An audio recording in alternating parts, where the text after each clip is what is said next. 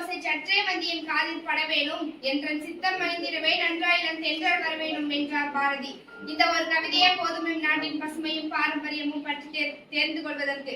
நெல்லின் செயல் உடவில்லை, உடவின் செயல் உயிரில்லை, உயிரில்லை என்றால் உலகம் இல்லை, உலகம் இல்லை என்றால் உலகாடும் மன்னன் இல்லை. எல்லாம் நெல்லுக்குள் அடக்கம், மன்னனும் நெல்லுக்குள் அடங்கும். என்ன முடியா பெருமை சார் நெல் போட வாழ்க என மன்னனுக்கு வாழ்த்துரைத்த அவையின் வழிவந்தது எம் பாரம்பரியம். இனிய பொடிகள், நெடிய வயல்கள், கணக்கின்றி தரும் நாடு எம் பாரம்பரிய பாரத திருநாடு. உழுது பயிர் செய்தாலே வேளாண்மை, உழுதுண்டு வாழ்வாரே வாழ்வார், மற்றாரெல்லாம் தொழுதுண்டு பின் செல்பவர் என்னும் வாக்கிற்கு இணங்க வேண்டும். வரலாறு, பண்பாடு, இலக்கியம் என அனைத்திலும் சிறந்து விளங்கியது நம் தமிழ்நாடு. எவ்வளவோ முன்னேறி வந்தாலும் அதன் பசுமையிலும் பாரம்பரியத்திலும் வலுவாக வேரூன்றியுள்ளது.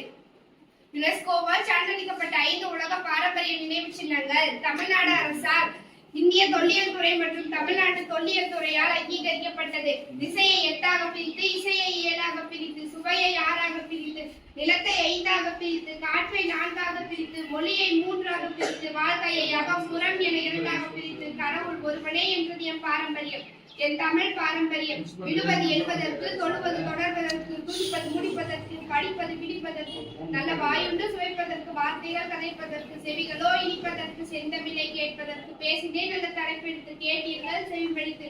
நிறுத்துகிறேன் பேச்சை முடித்த அனைவருக்கும் நன்றி.